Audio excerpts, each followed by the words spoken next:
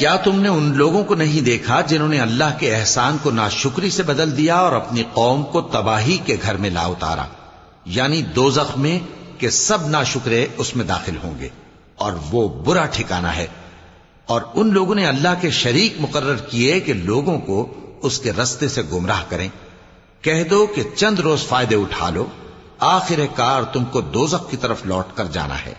اے پیغمبر، میرے مومن بندوں سے کہہ دو کہ نماز پڑھا کریں، اور اس دن کے آنے سے پیشتر جس میں نہ اعمال کا سودا ہوگا اور نہ دوستی کام آئے گی، ہمارے دیے ہوئے مال میں سے پوشیدہ اور علانیہ خرچ کرتے رہیں۔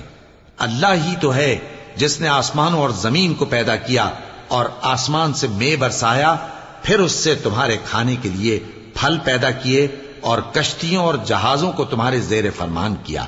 تاکہ وہ سمندر میں اس کے حکم سے چلیں، اور نہروں کو بھی تمہارے زیر فرمان کیا۔